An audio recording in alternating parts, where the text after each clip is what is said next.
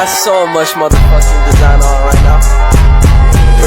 Bring it down, make it clap. I got 3 old thoughts, new guap, wear that thing. Bitches on my line, and you know they come straight. Kalian tahu nggak sih PBV itu apa? Nggak tahu. Oke, pernah dengar?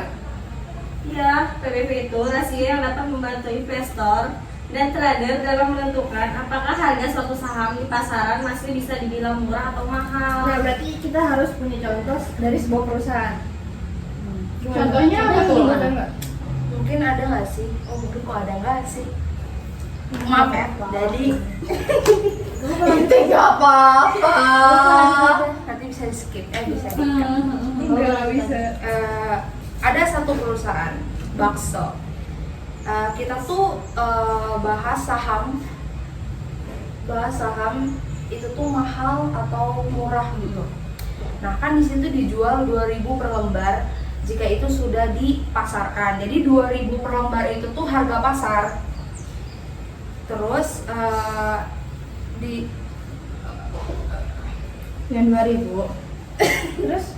Terus kita tahu mahal enggaknya dari harga saham itu gimana sih caranya? Kita begini, di satu lembar saham kan harganya 2.000 ya? Iya, 2.000. Kita tahu kalau misalkan itu mahal enggaknya gimana caranya? Apakah ada caranya atau enggak tuh? karena kita tuh belum tahu berapa rupiah yang kita dapatkan nanti yang keluar satu lembar. Berarti di satu lembar saham itu ada bisa dibagi dua atau dari beberapa angka jadi satu lembar itu. Kayak yang satu lembar harganya 2.000. Belum tentu di satu lembar itu harganya beneran 2.000. Bisa Kalau jadi 2.000 itu tuh ini sih kalau yang dari Harga itu pasar, tuh harga 2.000. pasar. Iya, jadi kita tuh belum nyari ekuitasnya dan total sahamnya. itu yang tadi 2.000 itu kan harga pasar. Yang kayak tadi Iting loh, Ting, yang kata ngobrol Yang sama ada Boy sebelum tadi. menentukan harga pasar tuh dia tuh. Kalau kan mungkin ya satu lembarnya itu di pasar itu memang 2.000 per lembar. Itu nilai intrinsiknya, bisa dibilang nilai aslinya itu pun belum tentu 2.000 per lembar kan. Nah, itu tuh bisa rendah juga bisa tinggi. Tahu gak sih guys, dalam saham itu tuh kita tuh membutuhkan 2 data.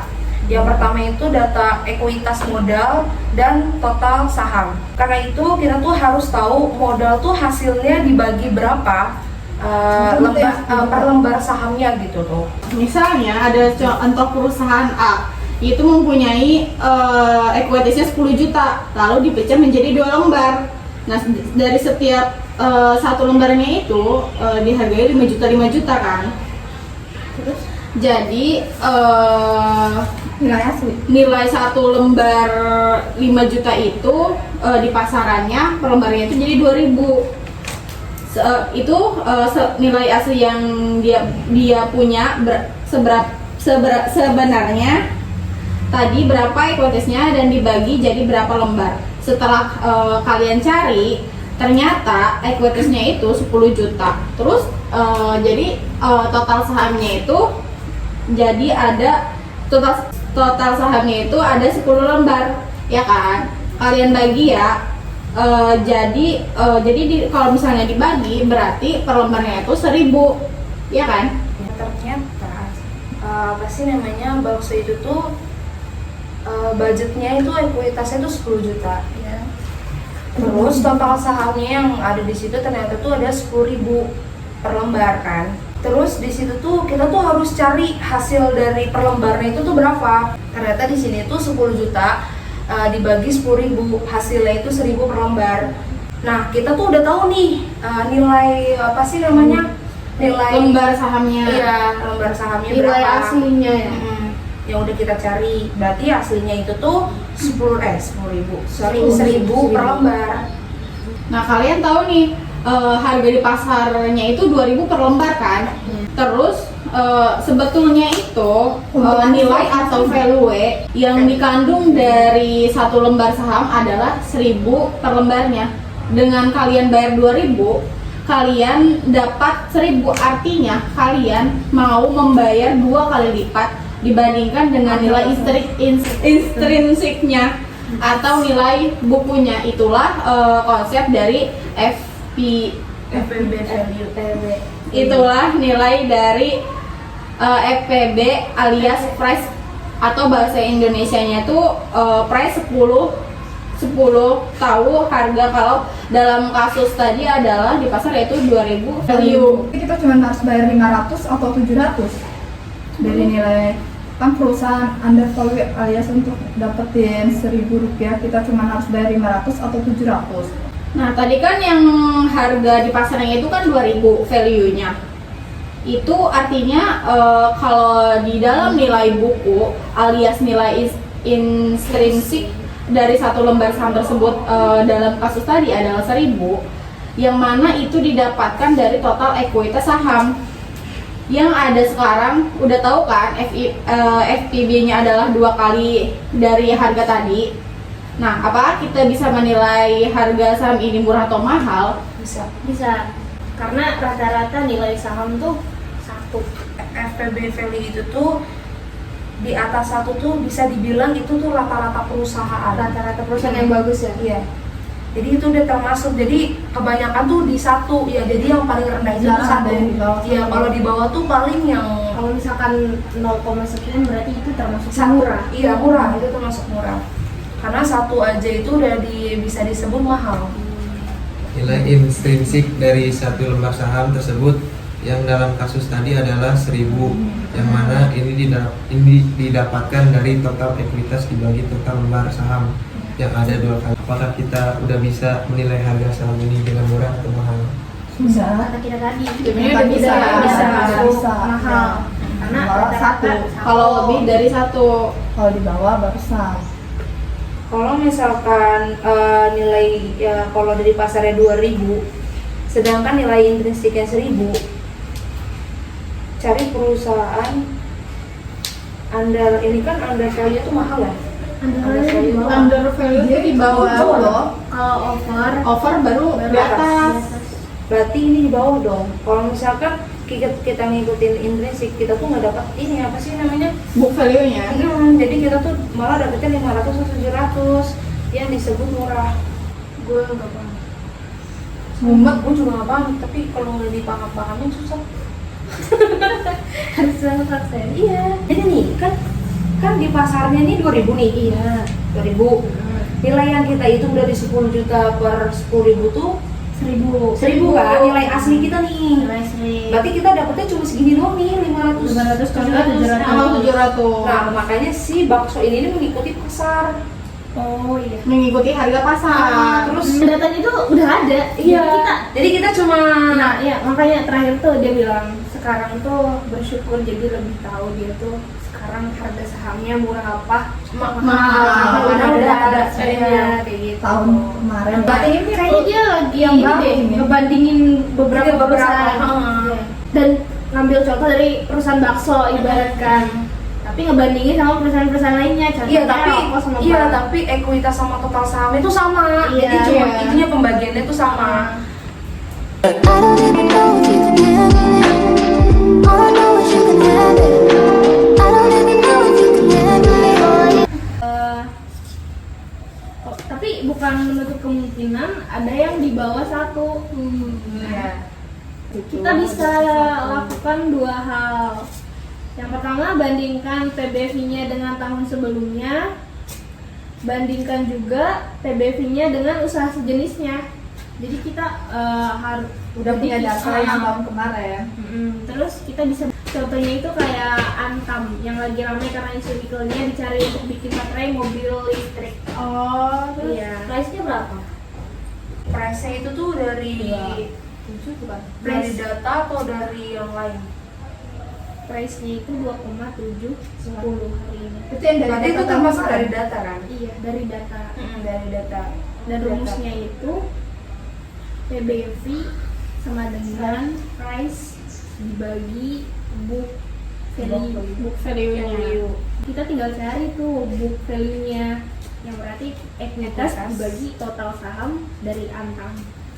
Iya, belum keluar. Yang price itu tadi Oh, ngambil dari triwulan berapa kan? tahun 2020. Triwulan 3 tahun 2020. Oke, kenapa enggak yang tahunan 2020 ya? Ya, karena belum ada. Nah, di sana kan tertera tuh ekuitas yang dapat didistribusikan kepada pemilik entitas induknya adalah 18,9 triliun.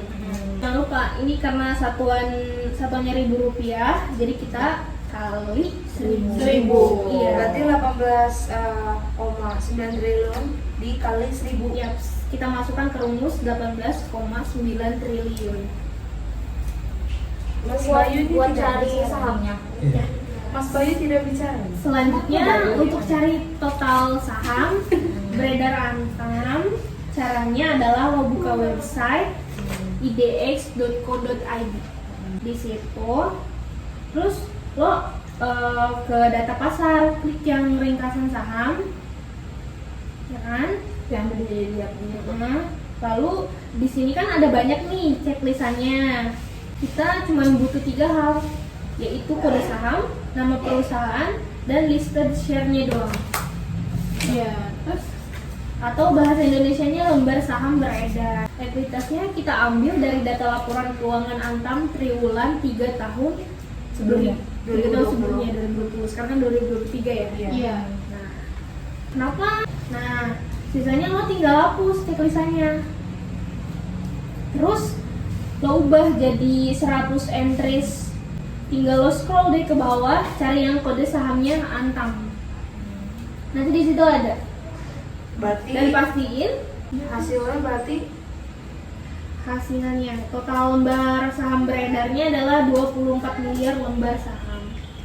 Ya. Itu dimasukin ke rumus. iya berarti Masukin ke rumus 24 miliar. Berarti ekuitasnya 18,9 triliun Iya. dibagi 24 miliar. Miliar. Total Nah, sahamnya. hasilnya itu Hasilnya 787. ya segitu hasilnya. Segitu? 787. Iya. Kurang lebih lah ya. Nggak kurang lebih. Segitu. Iya. Terus dibagi atau enggak? Kan Berarti 10.000 kan. Jadi book value-nya tadi ya 787. Dibagi 787 juga. iya kan udah 787 Iya. nih value-nya Iya. kan udah ketemu. Nah, price-nya itu Hasilnya yang price-nya 3,4. itu 2 juta. 2,710. Iya. 10. Nah, dibagi Bagi. hasil tadi book value itu 787 perak. Nah, hasilnya Hasilnya itu 3,4 3,4 kali lipat. kali lipat. Berarti biasanya di atas 1. Iya. Berarti PBV-nya tuh di atas 1. Berarti itu disebut mahal atau enggak? Mahal. Sebelumnya udah di atas 1 tadi tuh. Nah, dengan ketentuan yang pertama ini mahal karena di atas 1. Nah, jangan lupa kita bisa dibandingin dengan tahun-tahun yang sebelumnya Iya. dengan menggunakan Cara yang sama juga sih. cara yang tahun kemarin, sama tahun sebelumnya sama. juga. Terus yang mahal tuh yang 6 tahun itu apa itu? Itu tuh ini total dari berapa? Kan dari apa sih namanya 0,4 sama 1,4 itu selama 6 tahun itu tuh jadi totalnya tuh 0,6 kali. Nanti Iya. rata-rata. Iya itu. Itu dari 2000 berapa? 0,86 itu apanya? Total bukan sih? Total dari total selama 6 tahun. Iya, total Totalnya selama 6 tahun itu Gitu. 0,6. 0,86 itu rata-rata PBV selama 6 tahun. Oh iya. Tahun rata-ratanya aja kan 0,86. Iya. Sekarang dihargai 3,4 kali Iya, kan? sekarang dihargai 3,4 kali. Berarti udah kali lipat. Seandainya PBV saat ini 1 deh, itu juga udah termasuk mahal. Mahal. Dari yang ini sih ya, contoh yang bakso tadi. Jadi tadinya Karena iya. 1000 jadi 2 kali lipat, Nah, jadi iya. 2000. Kalau misalkan di perusahaan ini kan biasanya 6 tahun ke belakang itu kan rata-ratanya dihargai 0,8 ya. 0,86 kali lipat. Terus Jadi harus di bawah angka itu ya? ya kalau misalkan mau dibilang murah tuh harus di bawah angka itu. Secara umum di bawah 1 itu disebut undervalue. Under value. Yang kedua, selain membandingkan dengan tahun sebelumnya, kita bisa juga nih membandingkan PBV dari usaha sejenis, misalnya bank dengan bank. Usaha apa sih, perusahaan rokok dengan perusahaan rokok, ya kan? Yang penting jenis usahanya sama. Dan seperti di contoh, gue pakai contoh bank PS Bank versus bank. Dan satu bank yang akan kita jadikan contoh tuh Bank BRI Agroniaga. BRI Agroniaga. Iya, BRI Agroniaga. Kenapa gue pakai data 4 bank ini doang? Karena ini adalah bank besar yang gue tahu, kan? Yang ada di Indonesia. Iya. Dan 4 bank ini menurut gue udah cukup mempresentasikan kondisi sektor perbankan di Indonesia. Lagi ya, paling rendah kan di situ ada Bank BNI, PBV-nya 1 kali. BNI, PBV-nya 1 kali. Yang paling tinggi ada Bank BCA 4,9 kali. Kalau misalkan di antara 4 bank itu ya. Dan rata-rata PBV dari keempat bank besar ini adalah 2,5 kali. 2,5 kali. Berarti yang paling rendah itu atau 1? Yang paling rendah itu BNI. Berapa? Apa tuh? 2 ya? 2 bukan 1. 1,2. Apa yang bisa lo simpulkan dari sini? Yang pertama kita lihat yang merah nih, yang ini BRI Agro. Jelas bahwa PBV dari Bank BRI Agroniaga itu sudah sangat tinggi. Bisa kalian lihat kan? Over value.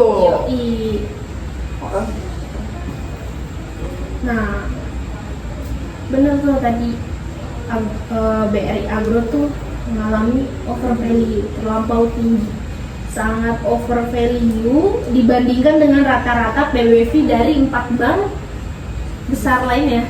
Iya. Kan cuma 2,5 kali ya, dia udah 6,25 kali anjay. Gak apa-apa. Nyaris 3 kali lipat lebih tinggi dari rata-rata coy. Berarti bisa kita simpulkan tuh Bank BRI Argo tuh mahal ya? Sangat mahal. Karena terlalu over. Iya. Yang kedua kan kita bisa simpulkan bahwa Bank BNI dan Bank Mandiri itu PBV-nya masih di bawah rata-rata dari PBV sektor perbankan.